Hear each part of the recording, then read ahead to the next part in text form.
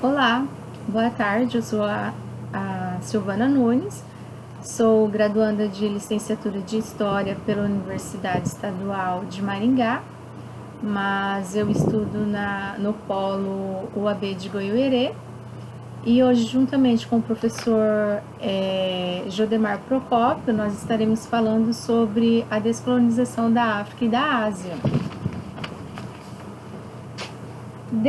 Desde que os colonizadores chegaram no continente africano, os negros foram escravizados e perderam o domínio do país, assim como os portugueses no Brasil. Por isso, a luta predominantemente da Ásia e da África era pela descolonização. Assim, a descolonização da África ocorreu somente no século XX, quando as populações dos territórios africanos ocupados, eles conseguiram expulsar o invasor europeu, e assim conquistar a independência. As principais causas foram o fim da Segunda Guerra Mundial, que trouxe o declínio dos impérios coloniais europeus e o início da descolonização da África e da Ásia. Para ampliar as suas áreas de influência, os Estados Unidos e a União Soviética apoiaram os movimentos de independência e a Guerra Fria se iniciava. A colonização afroasiática e o novo processo do imperialismo tiveram início no século XIX, com o crescimento do capitalismo e a expansão econômica e comercial. Esses povos eles foram subjugados e os países imperialistas os dominaram durante muitas décadas. Porém, devido às guerras mundiais e à mudança de visão de que havia uma hierarquia entre os povos, esses países começaram a tomar consciência da sua autonomia e aspirar pela independência. Vamos falar um pouquinho sobre as causas que levaram a essa descolonização. Primeiramente, veio o declínio das potências europeias, causada pela Primeira e pela Segunda Guerra Mundial. Como nós sabemos, essas duas guerras, elas devastaram as potências, e com isso, elas começaram a perder poder, perder força, E as suas colônias foram abrindo brechas para que a população local começasse a lutar pela independência. Com a ascensão do colonialismo asiático e africano, a população local vai sentir a necessidade de formar um país autônomo e independente. E como que isso vai acontecer? Como que a população local vai conseguir a independência, Ela consegue através de guerras e também através de acordos, como transferências de poder local para o governo sucessivo e por vínculos de dependências capitalistas. Então, vejam aí um símbolo de influência americana na região. O maior símbolo de como esses países vão conseguir a independência é a Conferência de Bandung. O que foi a Conferência de Bandung?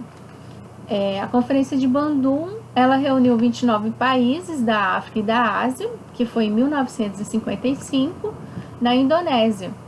E essa reunião, ela visava uma discussão sobre os rumos dos não alinhados ideológicos de nações em desenvolvimento nesses continentes. As reivindicações, elas geravam em torno da manutenção da soberania nacional, a promoção do fim dos conflitos por meios pacíficos e da cooperação entre nações. As duas superpotências frequentemente intervinham na política dos países participantes por meios econômicos ou militares. Tal fato aproximou os países que se viam num processo de colonialismo para com os Estados Unidos ou a União Soviética. E como enfrentá-los individualmente não era possível, ou mesmo que fosse, não era muito custoso. A união se tornou viável, então, na resistência contra esse mundo bipolarizado. E, acima disso, o mundo hierarquizado, desculpa, pessoal, entre pobres e ricos. Dando seguimento na nossa aula, eu vou falar um pouquinho sobre a descolonização da Ásia. Inicialmente, começando pela Índia, que também era uma colônia da Inglaterra. E quando eu falo em colonização da Índia, a primeira coisa principal que devemos saber é o movimento da independência da Índia, que foi diferente da maioria dos outros. Por que ela foi diferente, né? Ela foi diferente porque ela teve um grande líder, que foi o Mahatma Gandhi, e ele defendia uma resistência pacífica, uma resistência não armada, defendia que não poderia existir violência, né? E qual que eram as ideias dele? Qual que eram as ideias de Gandhi?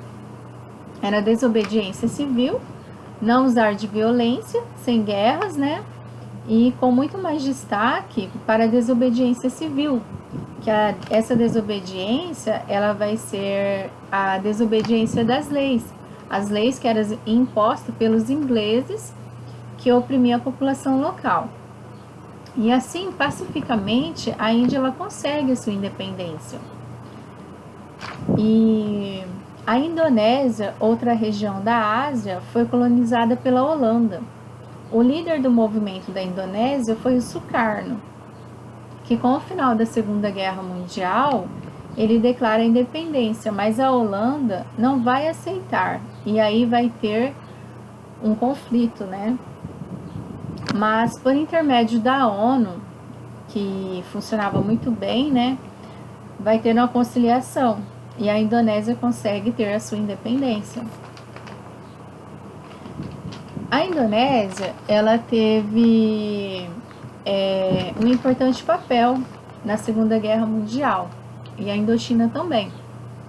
A Indochina principalmente, né? Porque ela foi ocupada pelos japoneses durante a Segunda Guerra Mundial. E ela vai ser considerada o local onde ocorreu o maior massacre por conta das lutas da independência. Tanto que no ano de 1954 acontecem 3 grandes eventos. A Guerra da Indochina, onde eles conseguem expulsar os franceses, e no mesmo ano acontece a Conferência de Genebra, onde por sua vez, legalizada a independência da região. Em subsequente a isso, a divisão da região e a formação de outros países, dando mais destaque para o Vietnã do Sul, que era influenciado pelos Estados Unidos, né, que era capitalista. E também para o Vietnã do Norte, com influência socialista, que era influenciada pela União Soviética. E agora, pessoal, eu vou passar a palavra para o professor Jodemar Procópio. Obrigada.